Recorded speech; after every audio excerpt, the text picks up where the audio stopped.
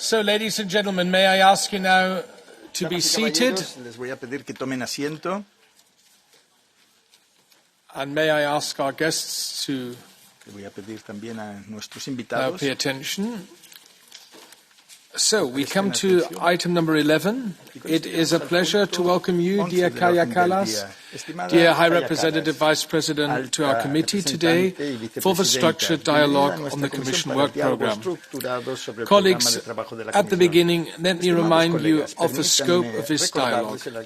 As foreseen in Annex 4 of the European Parliament Commission Framework Agreement, during the first semester, the committee should hold exchanges of views with the relevant commissioners on the state of implementation of the current Commission work program, as well as on the priorities to be reflected in next year's work program. Therefore, colleagues, I would kindly ask you to focus your questions on the current and forthcoming Commission work programs. Dear Kaja, let me start by welcoming the external action priorities outlined in the Commission work program for 2026. Certainly, in a rapidly evolving geopolitical environment, it is essential that the European Union continues to project stability and remains firmly committed to the rules-based international order. We note in particular the continued focus on supporting Ukraine, including through sustained political, financial and military assistance, as well as support for reconstruction and Ukraine's progress on its European path. We welcome the continued commitment to maintain and expand sanctions aimed at weakening the Russian war machine.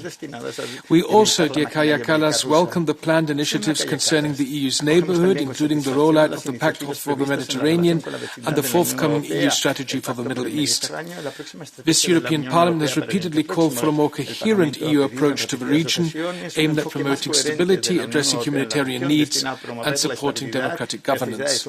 Finally, we note that these initiatives come at a time of increasing geopolitical volatility, with ongoing instability in several regions and increasing risks of spillovers. In this context, we also welcome the initiatives aimed at strengthening democratic resilience and addressing challenges such as disinformation, cyber attacks and foreign interference.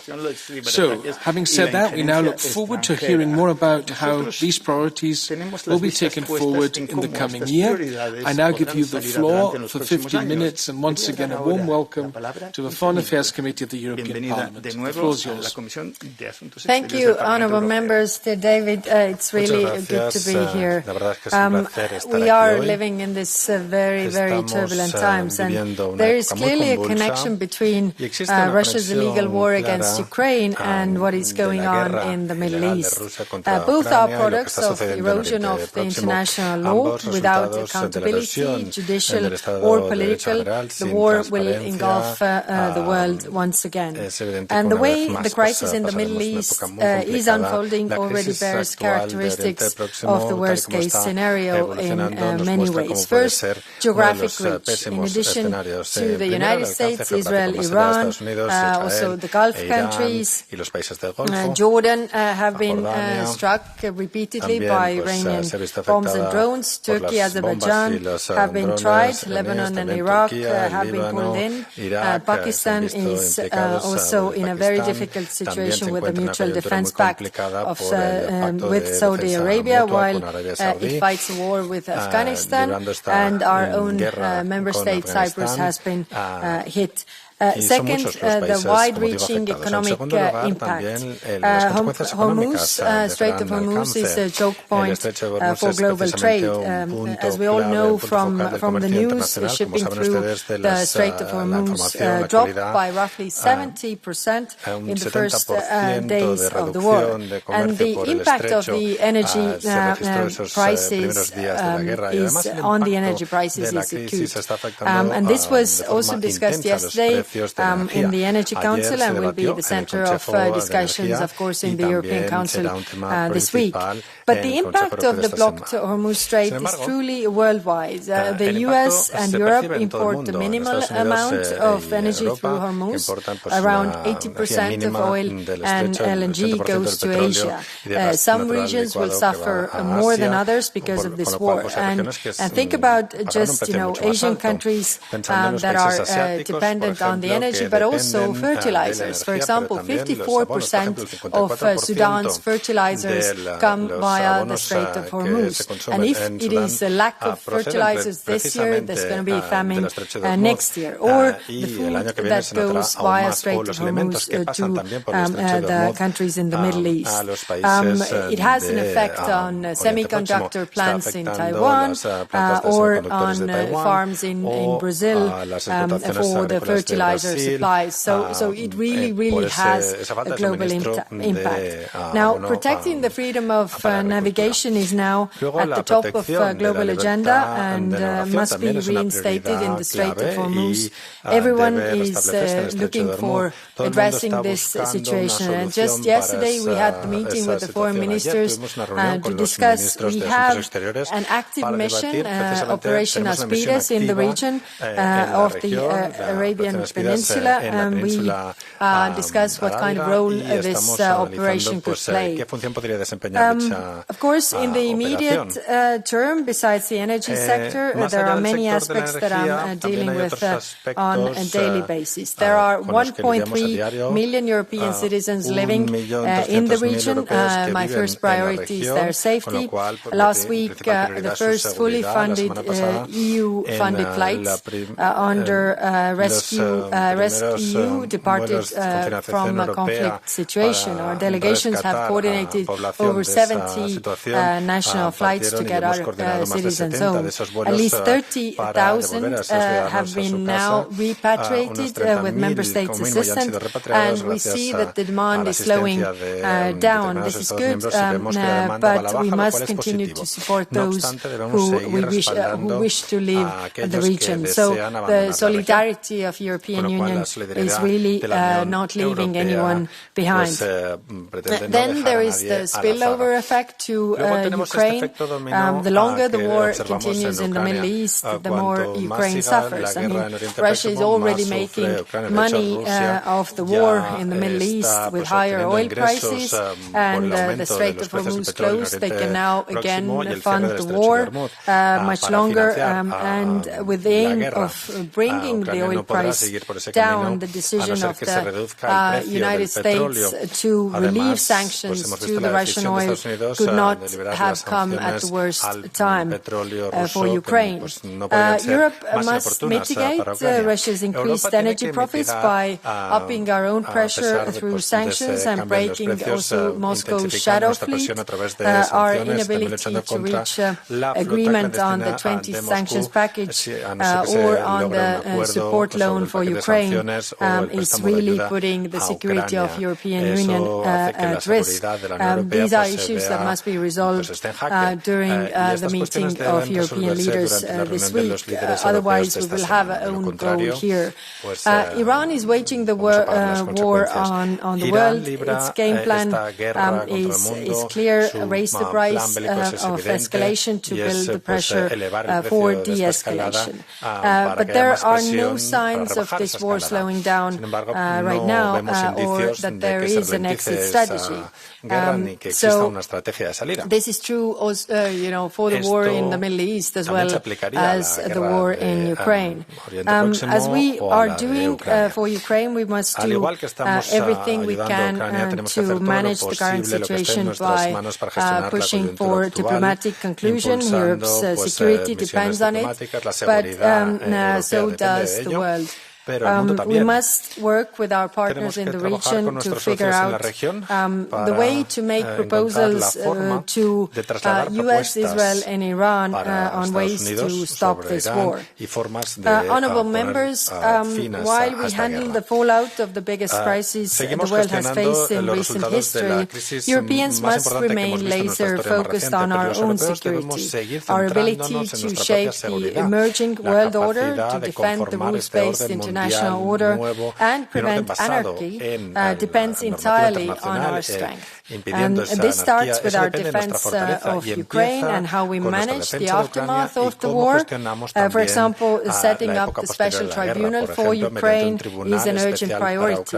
We know from our long experience in conflict mediation that justice is the key for lasting peace. But our security has many dimensions, from economic security to preparedness, from technological autonomy to defense-related issues, to the impact of security in different global regions. Take Arctic, for example, that has been really at the center of crisis some months ago. If the Arctic ice melts, then of course Russia and China have more interest in increasing their presence. And this year we will also come up with a new Arctic strategy.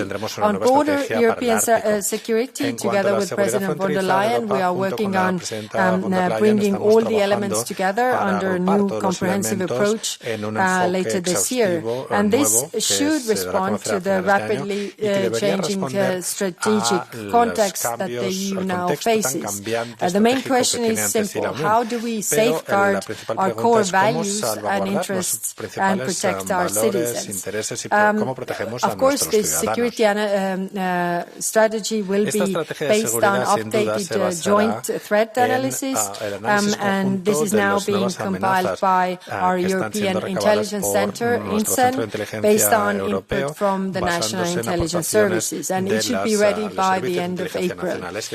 Yesterday, we also had the first informal discussion with the foreign ministers of the European Union regarding this security strategy. Honourable members, a stronger Europe depends on bolstering partnerships with third countries. Today, Europe has much more to offer to its partners than ever before. Really, when I go around the globe, I see this wish for more Europe everywhere. Yesterday, we had the discussion with the Foreign Minister of India, with the Foreign Ministers of the European Union. We have the new security and defense partnership with India, but of course there is much more that we can do apart from this. And what is the fundamental underlying principle is that Europe sticks by its friends. Take the Gulf, for example. We were in close contact immediately when the attacks happened. I convened the EU GCC ministerial meeting to discuss this situation and come up with a joint statement. Some of our member states also immediately answered the call to increase air defense support to Gulf states, and we are working also to bring the knowledge of Ukraine regarding the drone interceptors and the needs of Gulf together to actually also boost the European and Ukrainian defense industry. Our commitment to our partners is why the European Union is also building up defense and security with others. I already mentioned India, but we have altogether now 9 security and defense partnerships with countries in Europe, Asia and North America, and I will sign one with Iceland tomorrow, and there are many more interested knocking at our door. What also sets Europe apart from others are our values, and in the face of this brutish power politics, Europe has no need to distinguish between values and interests, because I really truly feel that our values are our interests, and that is why defending our values must always characterize our work with partners. Take humanitarian aid, for example. When Lebanon came under attack last week, we quickly tapped into our emergency aid reserves to make aid available for 130,000 people, and the first deliveries arrived last week. Especially in this current climate, especially now, the EU must remain a strong advocate and champion of international humanitarian law and humanitarian aid. And that is also why we will be working this year on making collective humanitarian action faster and more effective in times of crisis. And finally, we invest in partnerships because they also strengthen Europe's endurance as a global force for good, which brings me to where I began. The damage that both the war in the Middle East and Russia's war in Europe are doing according to the international order. The fact that both of these wars have taken the world closer to a third world war than we have been in the last 80 years. The more we can rally others behind, working collectively together to address collective challenges, the greater chance we have to overcome forces seeking to bend the world at their will. This only confirms what we already know. I mean, working with our partners, the vast majority of the world seeks stability and predictability that rules-based order provides. And that is why the European Union works toward this with our partners. This will be the message I will bring to New York when I address the Security Council in April. It will also be the message you will hear this week when UN Secretary General Antonio Guterres joins us at the European Council. Honourable members, I think this is not the time to question ourselves. This is not the call for Europe to rethink our personality, our priorities, our ambition for a peaceful world governed by strong international norms and rules. If there is one message to take home today, it is this. Now is the time to stand strong for what we believe in, including international law, to defend our union, to build stability in our neighborhood and establish the broadest network of international partners. And the world is really looking at Europe and counting on us. Thank you. Thank you very much, dear High Representative and Vice President. I will now open the first round of questions and comments. As always, the coordinators get the floor first, and it's 2 minutes each. We kick off with Michael Gahler. Thank you so much for your presentation. I think it's so obvious, given the war against Ukraine, the war in the Middle East, around the Gulf, that each and every individual member state is just irrelevant to address these issues. And also the European Union only will be relevant when you stand united. So if I understood you correctly, yesterday the foreign ministers, they all agreed, and please confirm that this is not, well, I put it in my words, this is not our war. We are not going to engage in this endeavor. For that, the other questions that arise, of course, are whether or not we can, in a different way than by providing ships, influence the ongoing events. And I wonder what your suggestions in this area apart from that, when we look to a situation like currently in Lebanon, you indicated that we are there with humanitarian aid. The question is, are we in a position to influence events in a way that, for instance, the further advancement of troops into the country and the amount of refugees would not further be stepped up. When it comes to the latest developments also with regard to the U.S. and the indications that President Trump referred to on NATO, that it would have an impact. Do you have any indication what that could actually mean if we don't engage there? And or can we be hopeful that we will not have a real effect? Thank you. Vamos a vernos afectados realmente. Bueno, ya tenemos muchas personas que han solicitado a intervenir en la segunda ronda. Nacho Sánchez Amor, 2 minutos. Micrófono, por favor. Sorry. I have to admit that I have a growing sympathy for your position, because you arrived with a war and now you are in the middle of a war on fire.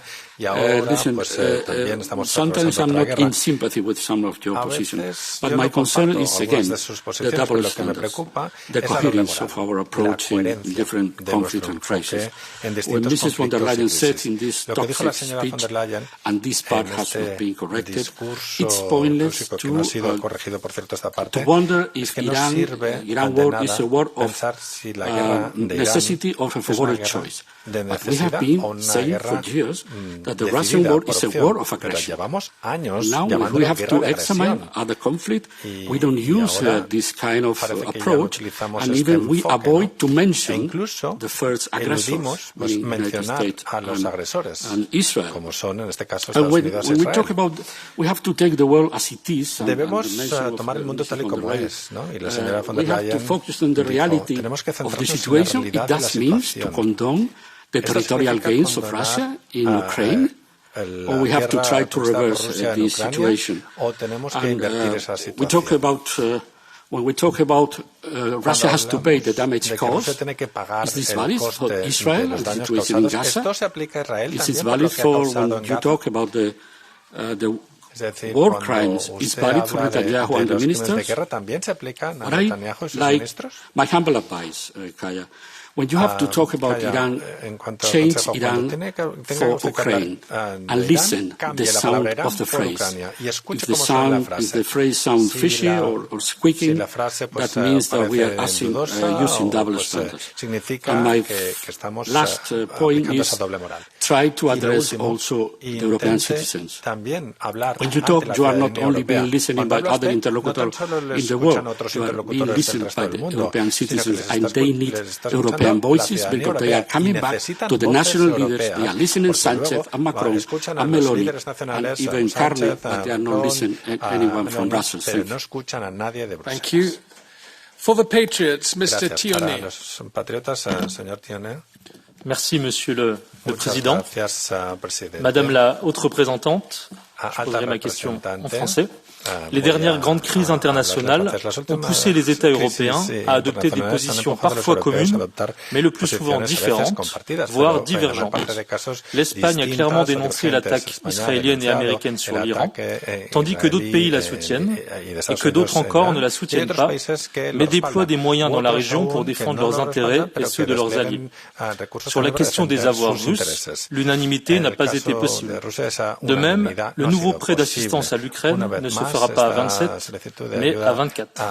Et on a pu entendre le Premier ministre belge évoquer l'hypothèse d'une normalisation future des relations entre l'Europe et la Russie, ce qui est inconcevable pour d'autres capitales. Durant la crise diplomatique du Groenland, une poignée d'États a coopéré pour envoyer un signal politique à l'administration américaine. Une autre partie de l'Europe préférait un règlement discret interne à l'OTAN plutôt qu'un rapport de force. Je pourrais prendre aussi l'exemple de la coalition des volontaires dans le cas d'un règlement du conflit entre l'Ukraine et la Russie. Tous les États européens ne sont pas impliqués et au sein de l'initiative, chacun participe selon ses compétences et surtout selon sa volonté politique. De ce constat, je ne conclus pas à l'inexistence d'intérêts communs à l'Europe. Nous le voyons au Moyen-Orient, mais aussi avec l'intérêt commun, est-ce que la Russie n'est pas de sphère d'influence en Europe. En revanche, nous voyons très clairement que la plus grande efficacité se trouve dans les formats de coalitions ad hoc entre pays et pas véritablement dans la recherche d'une position minimale à l'unanimité. Comment percevez-vous cette réalité ? Soutenez-vous cette évolution vers une Europe différenciée où des États volontaires peuvent aller plus loin ensemble s'ils le souhaitent ? Enfin, ne croyez-vous pas qu'en réponse à cette tendance, il y a le risque de voir la Commission européenne être de plus en plus tentée de sortir de son champ de compétences et de s'exprimer au nom des 27, faute d'une unanimité entre eux. Merci. Thank you. For the ECR, Adam Bilan. Thank you, Chair. Madam High Representative, as Russia's full-scale invasion enters its fifth year, discussions on a peace plan and Ukraine's EU future have accelerated. While the Commission's 2025 report highlights progress, it also underlines the need for further reforms, notably in anti-corruption and judicial independence. At the same time, reports of a possible EU membership light model have emerged as part of a potential peace arrangement.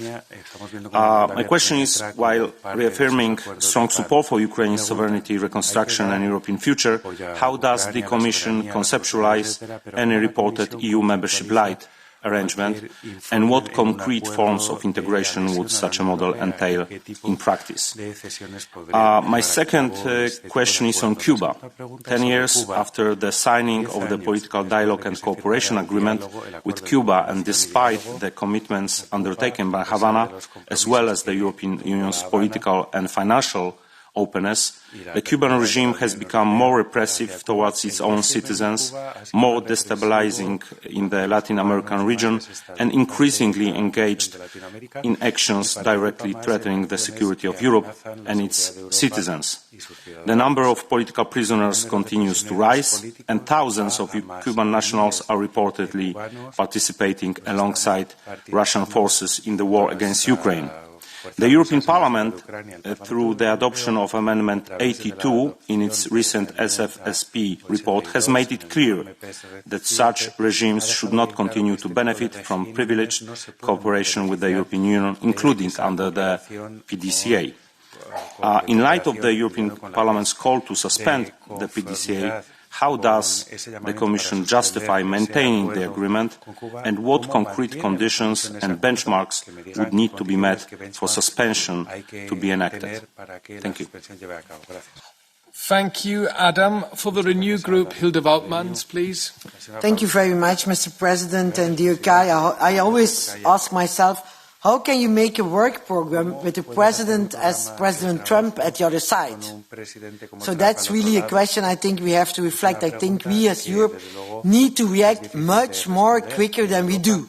But for that we have to change, of course, the functioning of some institutions. You are very right on Iran and the Middle East and of the Strait of Ormuz and the economic impact. I think that's really what our citizens are asking us. What can Europe do? What will Europe do? So on that question, what can we do to help you to push forward that freedom of circulation will come back and that the economic impact will not be so big as it is for the moment? Secondly, on Ukraine, is there still, and now I'm very open, and the first time maybe I will ask a question as a Belgian MEP, is there still a unanimity or a big consensus in the Council and the Commission? Because the last days was a lot to do about the declarations of our Prime Minister De Wever, who said we have to normalize the situation with President Trump, and I say what a lot of European leaders think, but don't dare to say. So I really, with Putin, what did I say? With Putin, I'm very sorry.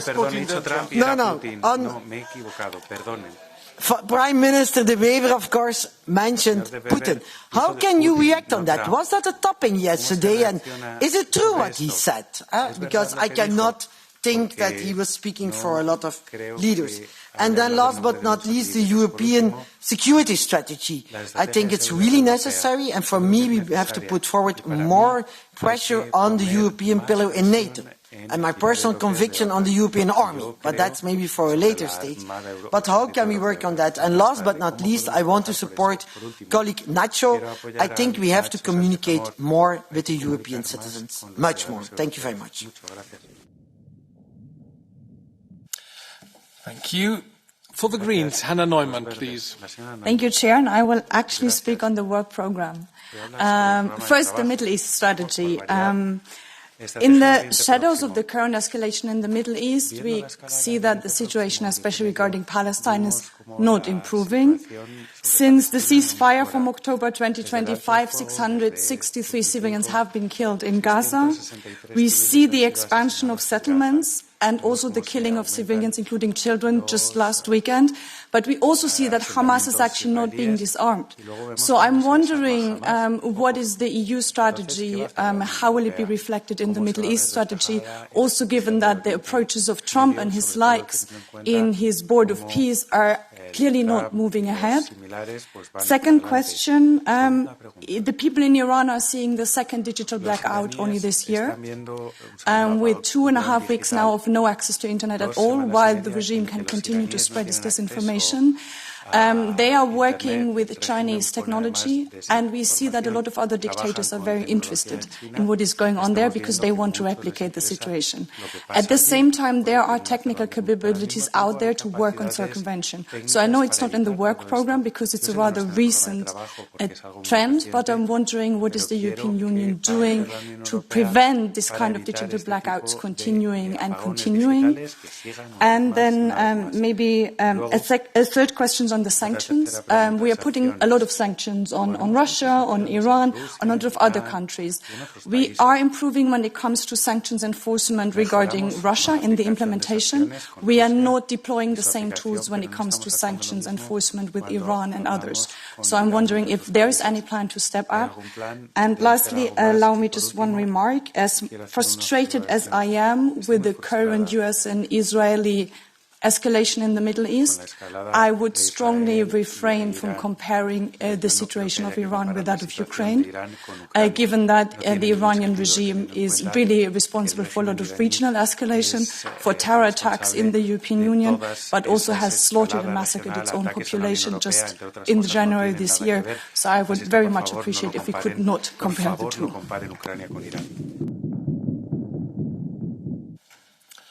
Thank you very much, dear Hannah. The left, Danilo Della Valle for 2 minutes. Grazie Presidente, grazie Commissario.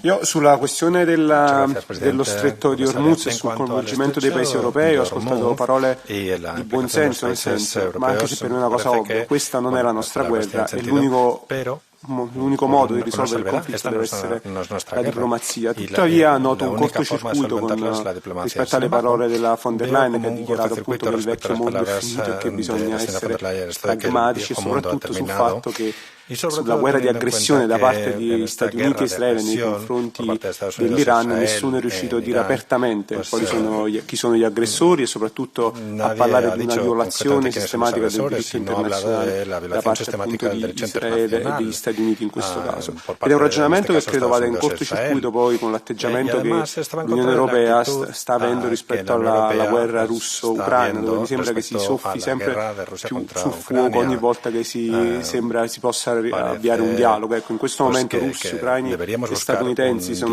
si parlano al tavolo negoziale e l'Unione Europea resta indietro, mostrando totale debolezza perché purtroppo ha fatto delle scelte passate che stiamo pagando. In questo momento, tra l'altro, i nostri fornitori di energia principali sono gli Stati Uniti, che ci stanno trascinando in un conflitto globale senza via d'uscita. I paesi del Golfo sono sotto scacco appunto dall'Iran, che sta dimostrando che poi non sarà facile piegare Teheran e non bastano le 2 settimane come farnetica Trump da un po' di tempo, tra l'altro. In questo momento forse sarebbe il caso di iniziare a pensare di fare gli interessi, di fare sopravvivenza economica, di pensare alla sopravvivenza economica e di fare interessi dei cittadini europei anche sull'acquisto del gas. Io chiedo se è giusto, secondo lei, aver legato il futuro dell'Unione Europea al GNL statunitense, ora che Trump può chiudere il rubinetto quanto vuole, e soprattutto perché si predica di escalation con l'Iran, ma si tollerano gli attacchi di Stati Uniti e Israele senza condanna alcuna, visto che Israele ha bombardato 7 paesi, tra l'altro il Libano, e diciamo c'è stata anche un'assenza di consultazione preventiva con Bruxelles. Sin ninguna consulta previa preventiva con Bruselas. Gracias.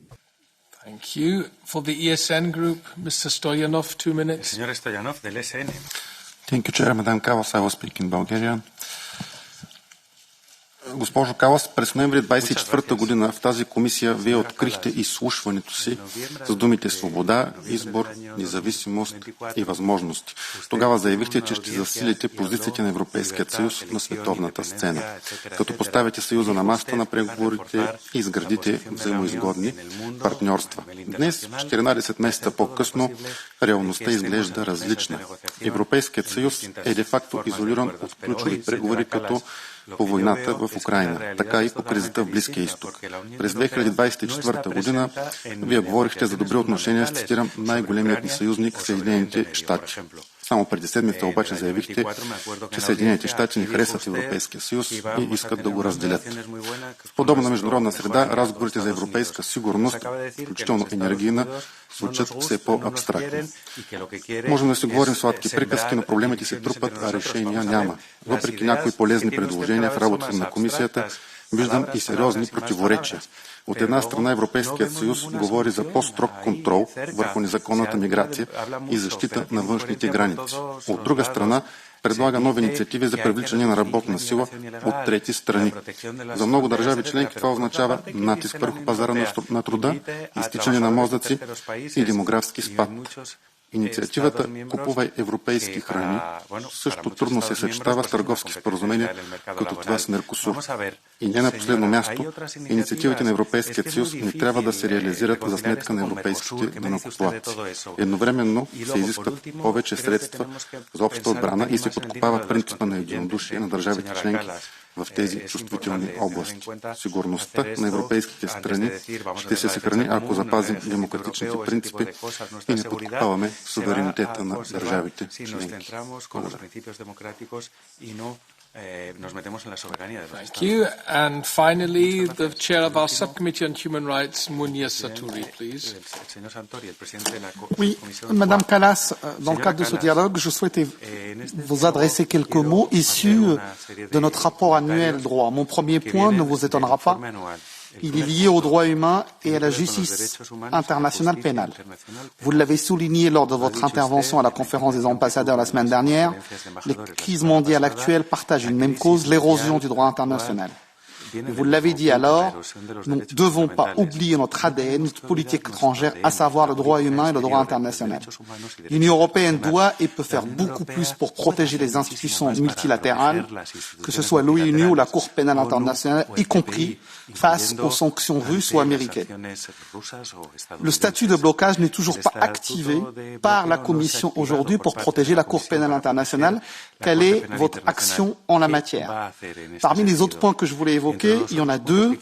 Le premier, c'est la liberté des médias et la désinformation. Nous le savons tous, les régimes autoritaires utilisent l'information comme une arme pour déformer la réalité et saper la confiance en la démocratie. Quelles mesures prenez-vous pour augmenter significativement le soutien de l'UE aux médias indépendants et défendre le pluralisme des médias à travers le monde?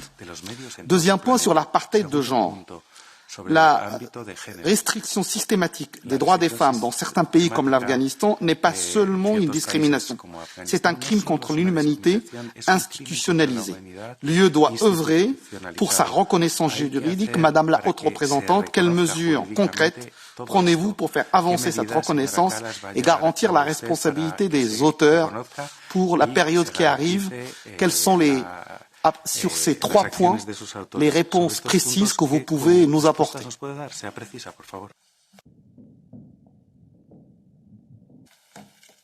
Right, that concludes the first round. First the coordinators and then the chair of our subcommittee. Colleagues, we have noted more than 25 colleagues who want to take the floor in the second round.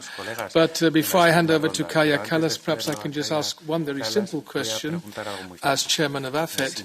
I was curious about the new security strategy that has been announced. I would like to know from you, how will this new security strategy relate to existing strategies like the economic security strategy, the Global Gateway Initiative, or the Strategic Compass?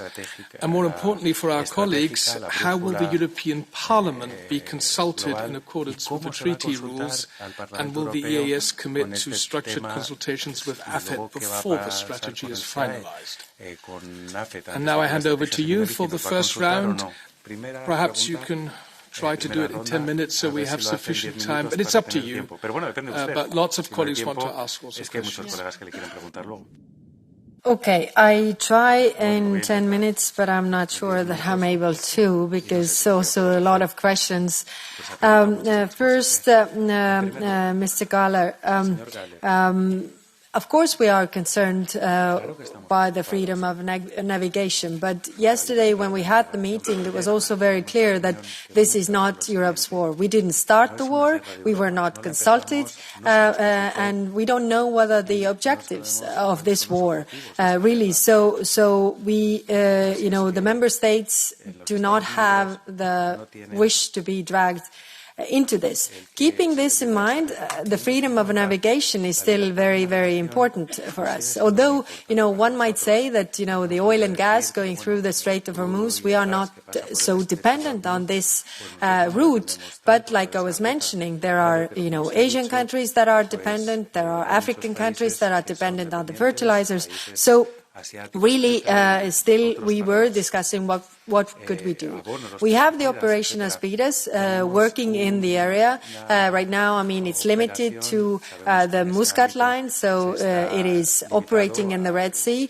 And the discussion was that actually also the Red Sea needs to be open, because we haven't seen the Houthi attacks maybe yet. Maybe they come, maybe they don't. But definitely we need to have this alternative route open. And so the discussion is to also strengthen this operation that we already have in the area. Now, what more can we do?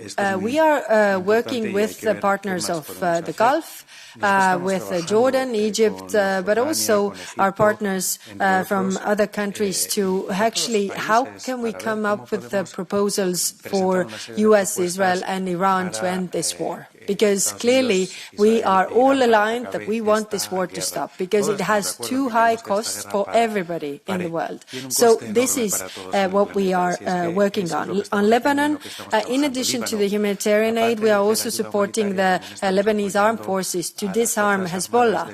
And we are also discussing operation. As you know, UNIFIL mandate will be over, and then the question is whether there will be a void left. But it doesn't mean that we will take over UNIFIL, but we are discussing whether there's appetite from the member states also to have our own operations so that we can help Lebanon in this regard. The question on the impact of NATO, of course, this is the statement of the President of the United States. We have learned, of course, over this year to take it much more calmly, but at the same time, the words of the President carry weight. So that is also clearly the case. So right now we take a note of this statement. On your question, I'm not responsible for anybody else's speeches than my own. So, all the questions regarding the speech of somebody else should be addressed to that person. I'm working with 27 member states and the really, trying to put our position together. And we have managed in also to say that, international law is important. And to your question about the damages, the underlying principle in the civil law, in criminal law, also international law, is that whoever causes the damages should pay for this. On the different positions,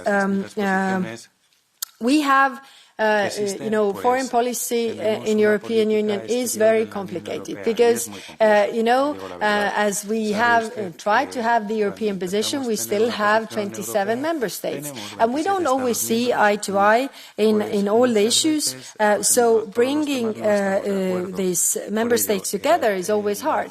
I wouldn't put those two things like contradictory, the coalitions of the willing and the European Union. Because if you think, there are a lot of things that started from the coalition of the willing that eventually were European. If you think about Schengen area, for example, started as a coalition of the willing. If you think about Eurozone, started as a coalition of the willing. So clearly we can build on this. And what we have to keep in mind is that actually our unity is our strength. I have had many interactions with partners from Latin America, from Asia, Asia, especially now, especially in this geopolitical context. When something happens, everybody's calling, what are you doing as European Union? And I'm calling all my ministers, it's like, let's have a unified position, because if we have a unified position, we can also rally others behind us.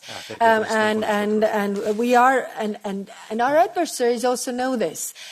Because, you know, if you look in the world, in Europe, the big member states in Europe seem like big countries. In the world, they are small countries. We all are small countries. We are only credible, geopolitical power if we are acting together. And this is hard. I don't deny that it is. Sometimes we are successful, sometimes we are not. But what I'm trying to argue with the member states as well, this time is different than anything else, because we have these big wars going on. And there are a lot of countries, vast majority of countries in the world who are looking at us, because we are not the superpower that actually wants the world that is based on whoever has the power can take what they want, but who actually supports the world that is based on some kind of rules. And vast majority of countries want that. So they are all looking at us. On the EU membership light and the enlargement issues. So the discussions have not really we haven't had the discussions thoroughly on this.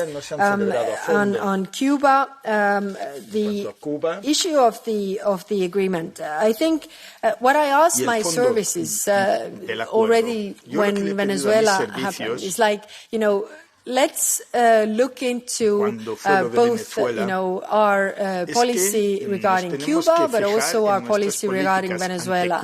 I mean, we have to have, we can see the different scenarios, and we also need to have a plan ready for these scenarios so that we can rally the 27 countries behind that. And when the scenario happens, we can actually, move forward together. So this is that is work in progress. And of course, this agreement that you're referring to has a lot of different opinions. I mean, I'm not defending it per se, but I'm saying that, this gives really the possibility to address the issues that you were also mentioning in your question. Then, on the freedom of navigation, like I was mentioning, what can we do? I mean, for the time being, we are not extending the mandate of Aspides, but we are working together with our partners to really, bring this war to an end and de-escalate so that, it will be open, this Strait of Hormuz. The question on normalizing the relations with Russia, my question is always what has changed in this regard. And the first question is, what do we want to talk to the Russians about? And that's why I also presented to the member states, a paper. Let's discuss what we want to discuss with Russians if we have this possibility. Because it's also, if you look at the peace talks that have been now stalled, actually it is the other part is totally missing. Everybody's putting the pressure on Ukraine, but nobody's asking any questions from Russia. And if we continue like this, I'm sorry, we will have more of it. And that's why, let's discuss whoever then goes to discuss with the Russian. But it's also then has this mandate, or at least, we can all ask, did you talk about these issues? But it also sends a signal to Russia, is that, if they think that they can just, agree with the United States on issues that concern Europe, and whatever US is telling us we will do, then let's give a very clear signal that this is not the case. You need to talk to us about the issues that concern us, and to be very, very strong here. Not to say that everything that is negotiated that doesn't concern us, that we somehow praise these agreements beforehand, because then don't complain that we are not around the table, because we have given our approval upfront away. Now on Palestine, yes, the new war in Middle East has really shifted the attention away, and the situation is extremely dire.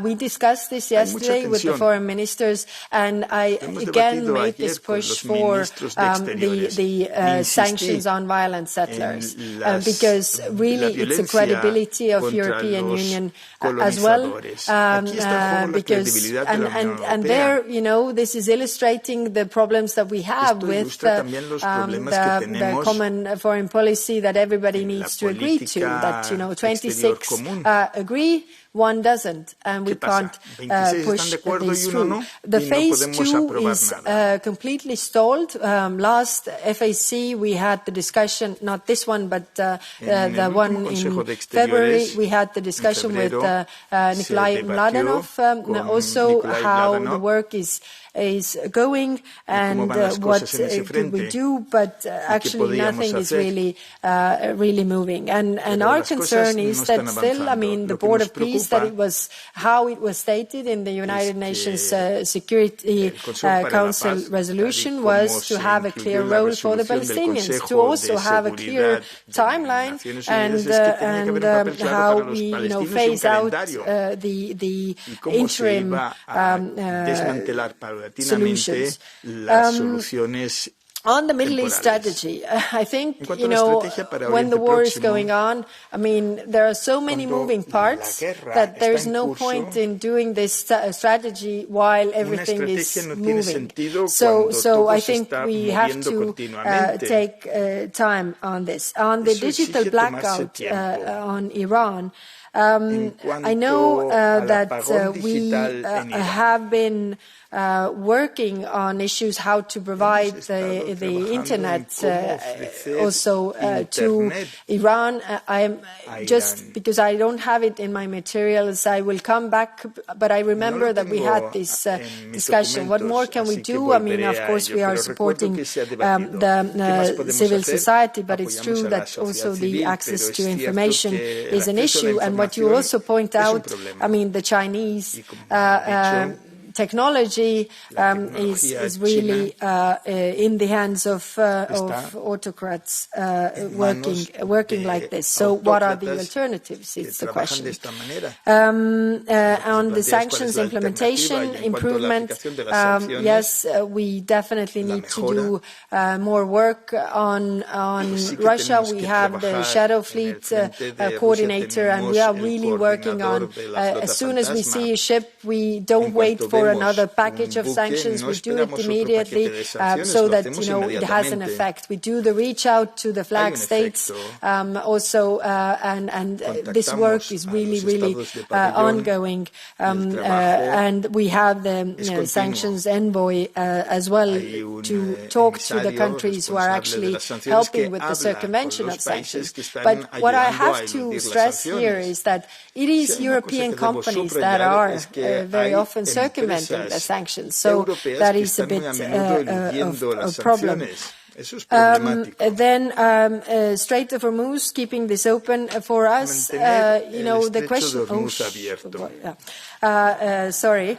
I always get in trouble in Parliament, I'm sorry. But I didn't say anything. Diplomacy is the only way out. I think this is important to stress, and that's why maybe we are not that vocal about engaging with different partners, but we definitely are. And then, yes, strengthen Europe as geopolitical power. I still stick to my words. Yes, I've been in the office for 1 year, and I haven't managed to do everything, but still, I think, it takes some understanding from the member states states to actually get there, that when we are united, when we act together, when we put also our money where our mouth is, then we are geopolitical power. And we are working on the economic side, the competitiveness. We are also working with the military side. Sorry, and the questions on International Criminal Court. And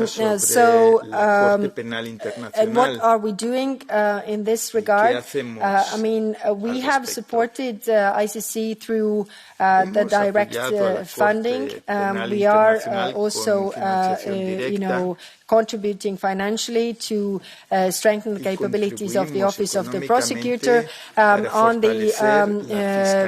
the sanctions, I work with the member states whether there is common position that we are, taking steps that we have in our hands to take, but the member states were then at least not on board entirely. And on the pluralism and media freedom, we are supporting civil society. And on the security strategy, definitely we will have the consultations. Right now it is very in an initial phase because the member states really need to have the buy-in, because if the member states don't believe in this, then there's nothing going to happen. And my question is also, we have a lot of papers. I'm not really a big fan of papers. I'm more a fan of implementation of those papers. So how can we make the comprehensive approach so that it's also implemented by the member states?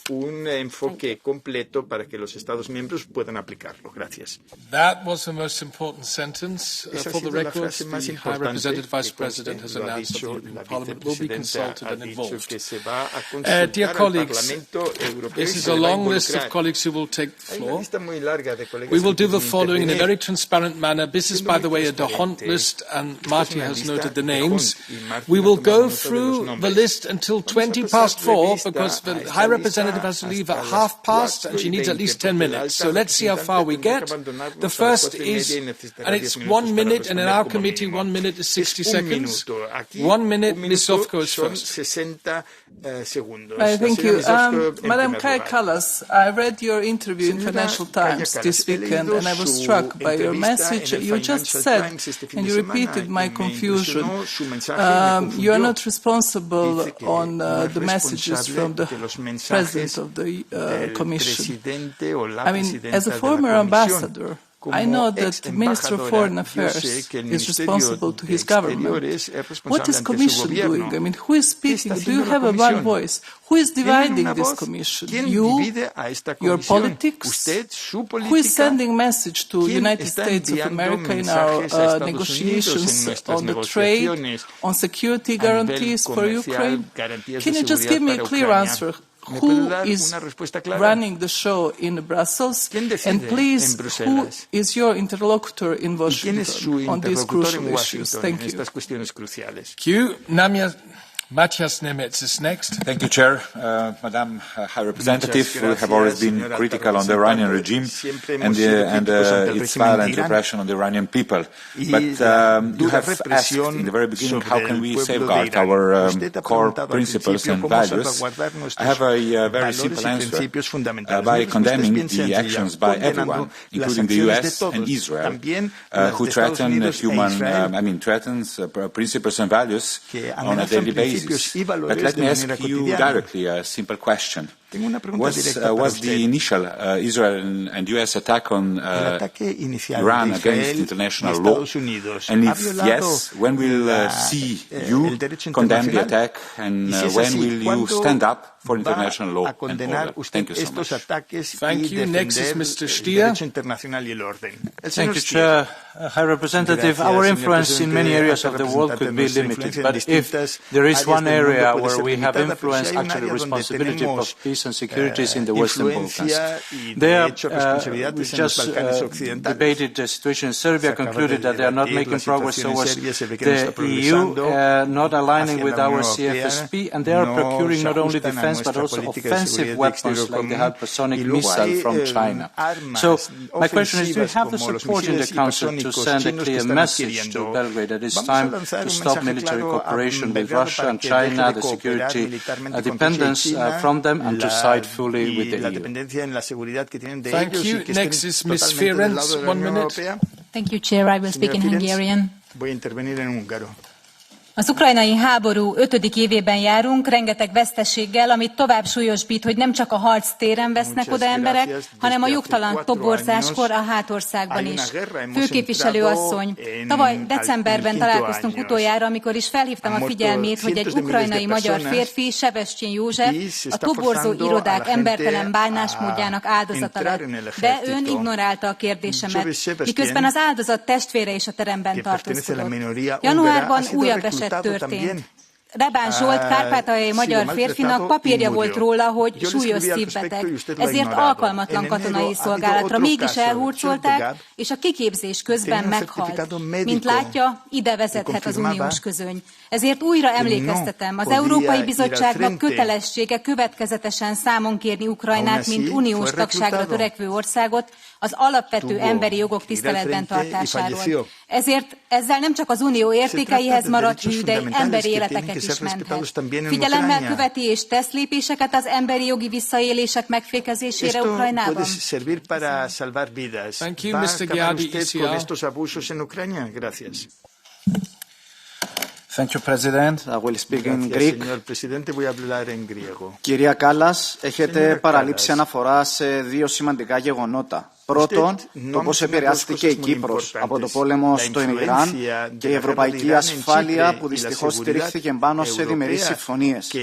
Ερώτημα, έχετε διάθεση να στηρίξετε την Κυπριακή Δημοκρατία στρατιωτικά, οικονομικά, τεχνολογικά, ακόμη και με μόνιμη εγκατάσταση ευρωπαϊκών στρατιωτικών δυνάμεων στο νησί? Δεύτερο, στην παράνομη ανάπτυξη 6 τουρκικών F-16 στα παρανόμως τουρκοκρατούμενα εδάφη της Κύπρου που αποτελούν κατεχόμενα ευρωπαϊκά εδάφη. Αναμένουμε σαφή καταδίκη της προκλητικής αυτής ενέργειας, καλώντας την Τουρκία να τα αποσύρει άμεσα, εξετάζοντας ακόμη και πιθανές κυρώσεις εφόσον δεν συμμορφωθεί, αφού η κίνηση αυτή αποτελεί στρατιωτική εγκλημάκωση, παραβίαση του διεθνούς δικαίου και του ευρωπαϊκού κεκτημένου. Δεν είναι δυνατόν να μην σας απασχολεί παράνομη στρατηγική δραστηριότητα σε ευρωπαϊκό έδαφος. Και κλείνοντας, υπενθυμίζω ότι η Τουρκία έχει κατηγορηθεί επανειλημμένα για την πολιτική στήριξη του Ιράν.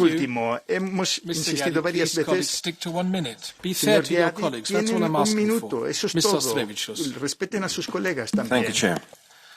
Well, supporting the Fidesz party representative here in the committee, I would really repeat a word, stop Putin. I mean, that's the best way, to stop killing Hungarians in Ukraine, Ukrainians in Ukraine and all over. Do it now. Madam Kallas, 2 points.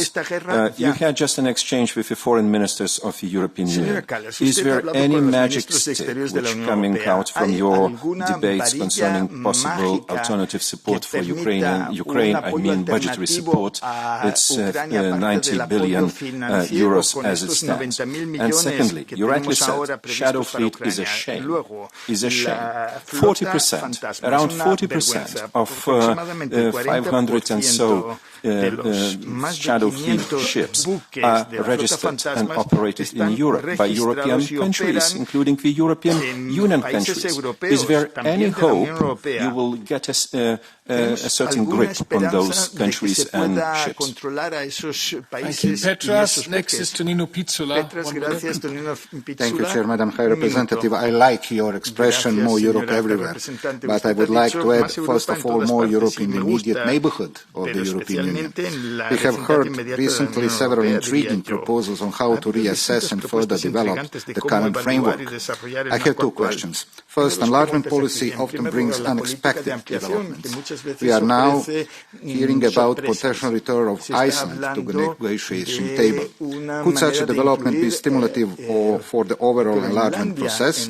Should we be considering a potential mini Big Bang, or will accession continue to proceed on an individual basis? Second, we have heard from highly ranked actors references to possible timelines for enlargement.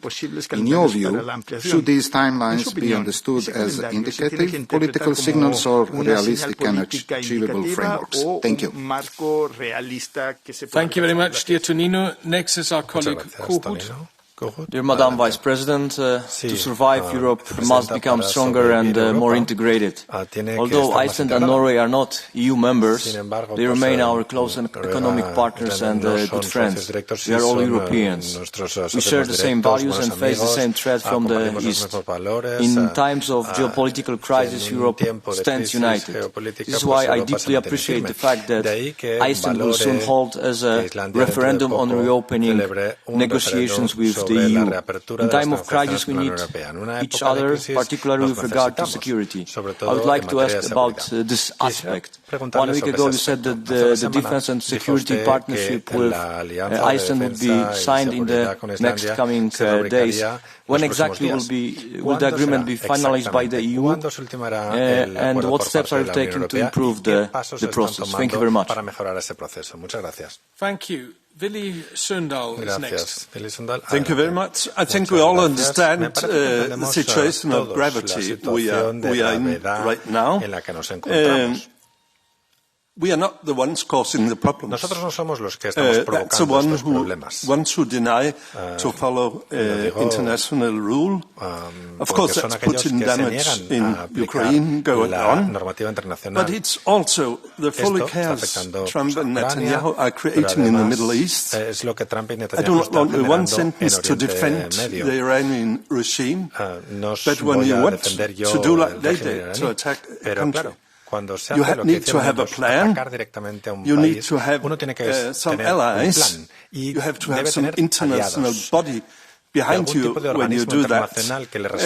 So I think what we learn from this is that we need to make much more energy on international alliances with the ones who agree with us. Thank you. Next is our colleague Bugallo.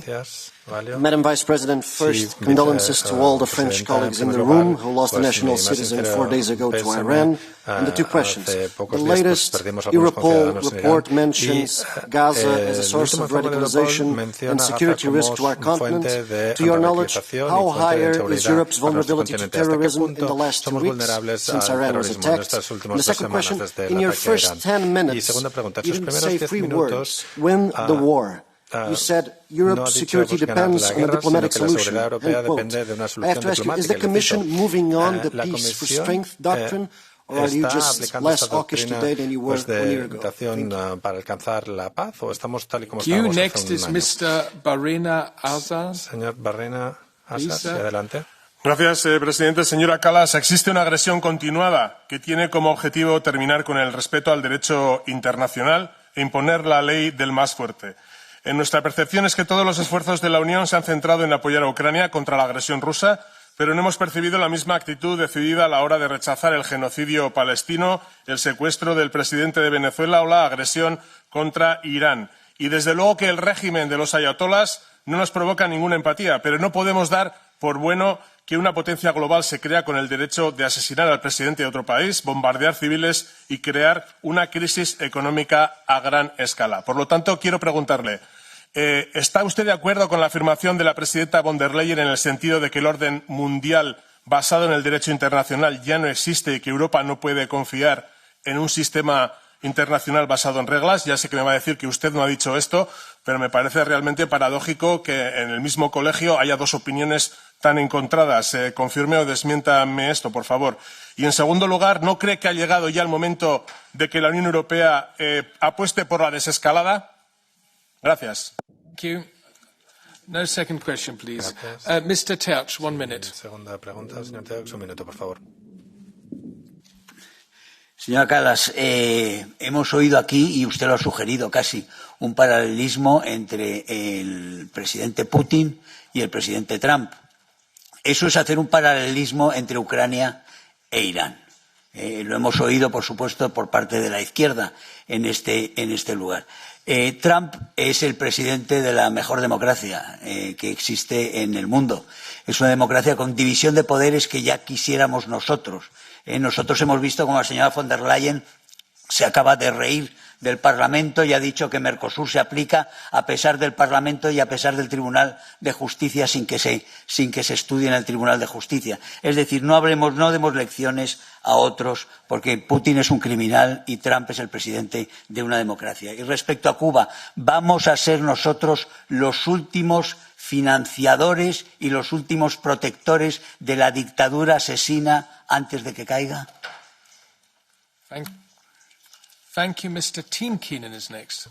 Gracias, señor Tinkin. Adelante. Thank you, Chair. Muchas gracias, the Commission's Presidente. priorities in its work program are clear: strengthening Europe's security, defending democracy, human rights, and ensuring resilience against external threats. When it comes to Iran, the gap between these words and actions becomes painfully clear. Dear High Representative Kaja Kallas, what has Europe been doing all this time while Iranians have been slaughtered by the IRGC? Hesitating, discussing sanctions and seeking to resume diplomatic processes.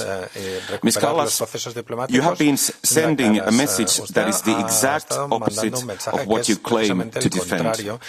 It is time for a change. It is time to re-examine the EU's approach to Iran and for once place the EU on the right side of history.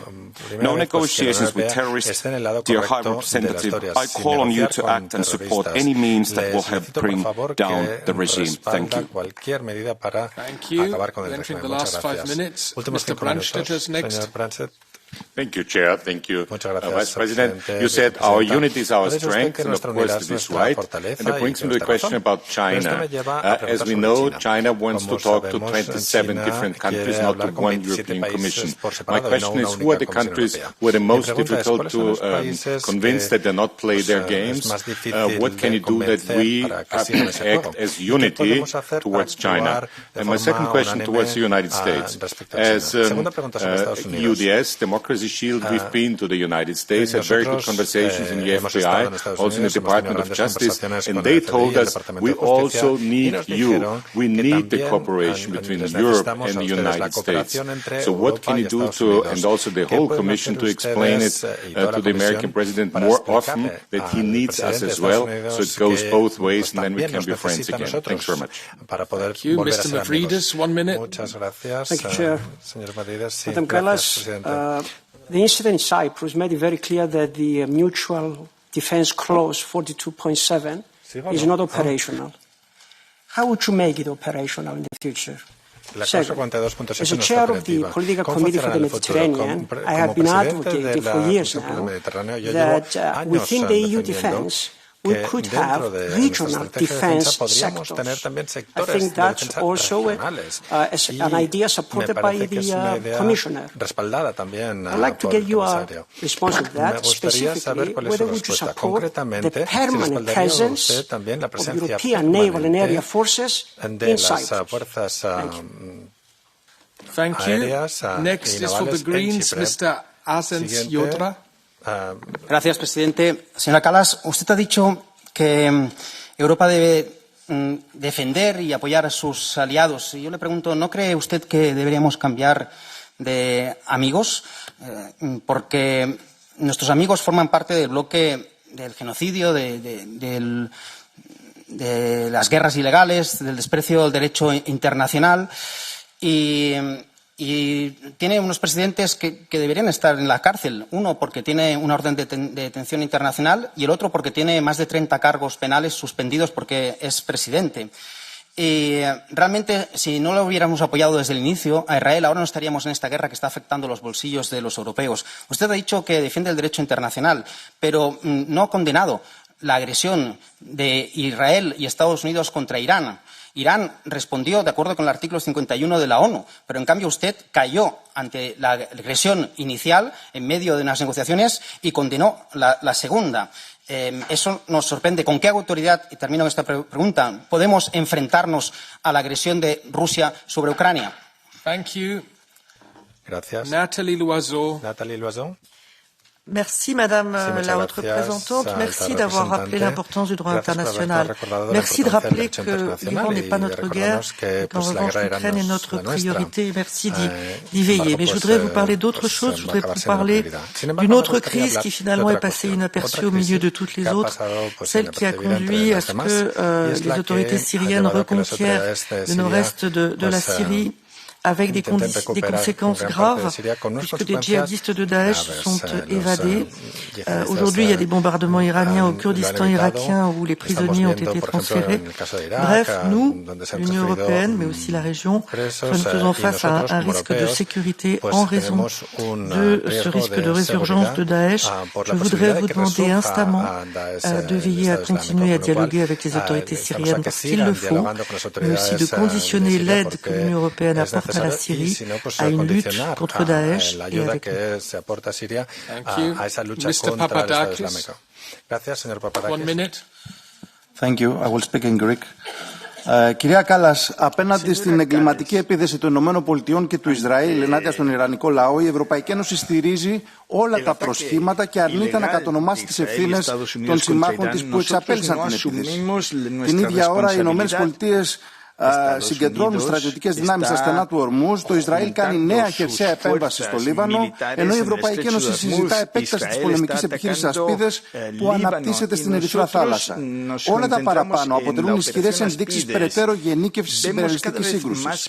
Πώς λοιπόν τοποθετήσετε στο γεγονός ότι με ευθύνη και της ελληνικής κυβέρνησης η συγκέντρωση πολεμικών δυνάμεων στην Κύπρο για την προστασία των βρετανικών βάσεων στο νησί αποτέλεσε άλοθη για την εγκατάσταση τουρκικών F-16 στο ψευδοκράτος, αλλά και η ύπαρξη και εμπλοκή των αμερικανονατοικών βάσεων στη Σούδα, στην Ελλάδα και σε άλλες ευρωπαϊκές χώρες αποτελούν όχι μόνο ορμητήριο πολέμου, αλλά και στόχο αντιπίνων. Gracias. Y por último, y luego cerramos, pero aún así habremos escuchado a todos los que han solicitado intervenir. Señor Brown. Dear Madam, you have just given a wonderful presentation of how unnecessary and useless your office is. With all due respect, the situation is clear as we look at the recent war. The gun, where is the gun? The weapon? It's the U.S. Navy and Air Force. Who's the gun holder? Who's the perpetrator, the aggressor? It's the Jews, Israel and Jewish diaspora all over. And you, madam, you are merely the silencer. The silencer at the end of the gun barrel. And this is everything you do here to hush, to stop me right now and all the world, all Europe, for the truth not to be spoken. Para que no se exponga. Mr. Brown, I just want to say, because you're always seeking for attention, I know you by now, but on behalf of this committee, I completely reject your anti-Semitic remarks you just did. You will not repeat this in this committee. Could you please elaborate? Could you please elaborate? Mr. Brown, you don't have the floor. Shut up. No tiene usted la palabra. Cállese. Señora Kallas, adelante. Thank you. When I say Maul halten, will that be all right? If you behave in this way, you will be treated like this, exactly. And put this on your video and tell your voters once again that you are the big victim. You are an attention seeker, you know that, and I've had enough of you. I've given you the floor 5 times today. Now would you please listen to the High Representative like all other colleagues? Thank you. So try to fit into this 10 minutes. First on your question, who is running the show? I mean, in in June 2024, we got mandates, three of us, Antonio Costa for running the European Council, Ursula von der Leyen for running the European Commission, and me for High Representative, Vice President of the Commission to run the external action. Who is my interlocutor in U.S.? Marco Rubio. Then on your question, international law gives you two possibilities to use force. One is for self-defense, and the other one is under the remit of UN Security Council resolution. So whoever uses force also has to justify this. On Belgrade, the cooperation, of course, the problem it is that when we see Serbia is not really in full alignment with our policies, we are working with them on different aspects. And when I'm already addressing the Western Balkan issue, then I want to note that we had over the weekend actually one little step in the Belgrade-Pristina dialogue in terms of also the issues that were there with the Serbian minorities. So I think we can work from there. Then on Ukraine war, yes, there are people recruited to the Russian army now, even from Africa, and we have to be very clear that whatever money is offered to these people, they are going to get killed in this war whenever Russia offers this. Also for the people in the outsets of Russia. Cyprus issue. We have always, I have always raised the Cyprus issue with my counterparts. Whenever I'm talking, we are trying to find also solutions regarding this. Then the alternative plan for support loan and the sanctions package, we are working on the leaders' level now to actually have the way out. So plan A for the time being, but of course then we need to see whether it is doable. On Shadow Fleet, we are constantly being creative on coming up with new proposals. On the enlargement, I want to stress that enlargement is always a geopolitical choice. Having been in this process, it is also clear that, of course, you have to do all the benchmarks and all the work, but at the same time, for us, it's also a geopolitical choice. And I think in this geopolitical context, it's really, we should really move on with the enlargement. And when it comes to timelines, then at least when we joined, then it was also a timeline that we could also participate in the European elections that were in 2004, happening in 2004, if I remember correctly. So the point being that timelines are always good for pressure. On Iceland, we're going to sign this agreement tomorrow, actually, when it comes to security and defense. Of course, we are looking forward to the outcome of the referendum that is taking place 29th of August. But this shows actually that countries want to join us, and that is a good thing. But we also need to show, to the Western Balkans that we are actually moving. Actually, today I had a meeting with the Prime Minister of Montenegro and also the presidency of Bosnia and Herzegovina. Also push them on the European path. Then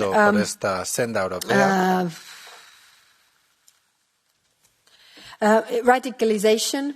Of course, radicalization is a big issue, and why I'm always stressing accountability is because, if you have these attacks, whether it's, by the violent settlers, whether it's about by the Palestinians, if you don't have accountability for the crimes committed, there will be revenge and retaliation. So it's an endless circle, and that's why, if we want to diminish radicalization, we really need to see accountability for the crimes committed. And this is very, very important also on the international level.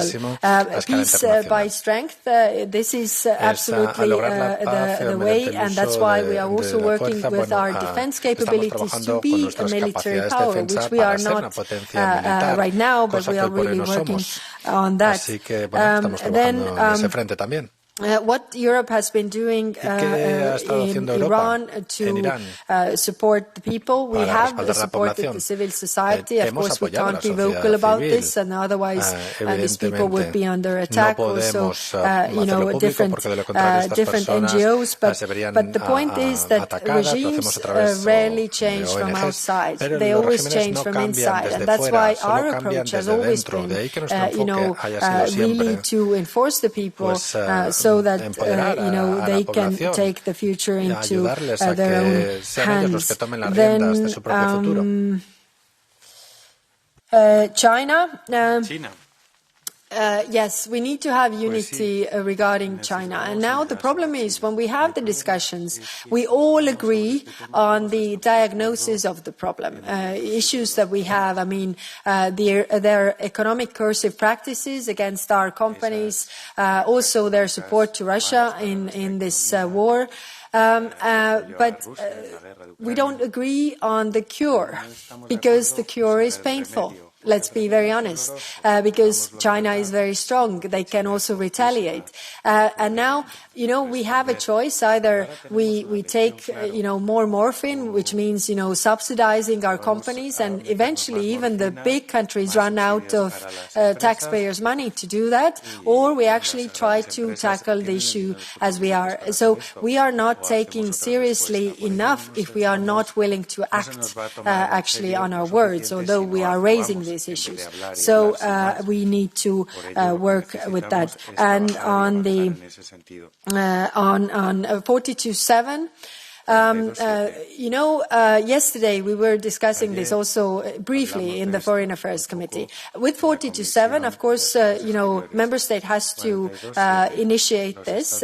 Cyprus hasn't initiated. But my issue that I've been preparing already before these attacks on Cyprus was to operationalize 42.7. So I've been sitting down with the military staff to come up with, concrete proposals. How would it work in practice? And in my vision, it is basically, two or three different scenarios. One is that when Article 42.7 is initiated, and there's no Article 5 because, the member state is not member of NATO, or it is not the threshold of Article 5. Then the second is when, Article 5, or it is below the Article 5, although the NATO country is attacked and 42.7 is initiated. And the third option is when Article 5 of NATO and Article 42.7 are initiated at the same time. And there, my wish, what I have tasked my service is to come up with this, because we need to have these discussions, and not only discussions, but also, tabletop exercises with the 27. How do we act if such a case happens? Who does what? Because we don't really have that thought through, in my sense, the way it should be thought through. So I think this is really the momentum for these discussions, and the work is ongoing there. And then on Syria. Yes, absolutely. The resurgence of ISIS and what is happening in northeastern Syria and the camps especially is a great concern to us. I've been in contact also with Iraq. That was before this war started on Syria. Regarding the camps and what more can we do? And also with Syria, that they really need to have the control over this. So clearly we are keeping an eye on this and trying to help as we can, but this is clearly a problem that we should not underestimate. And then expanding ASPIDES, I was saying that we are not expanding ASPIDES for the time being, so there was no appetite for that. What we are discussing is strengthening the current operation ASPIDES that we have in the Red Sea. That means more capabilities so that we can also keep the Red Sea navigation open. Dear High Representative Vice President, thank you so much. Colleagues, I think many questions were covered. Thank you so much for attending today's meeting. We managed to give all colleagues who wish to take the floor actually the floor. And with this, I would like to thank you for your engagement and for the fruitful debate on the Commission work programme. We continue with the next item in 1 minute. Thank you very much, dear Kaja.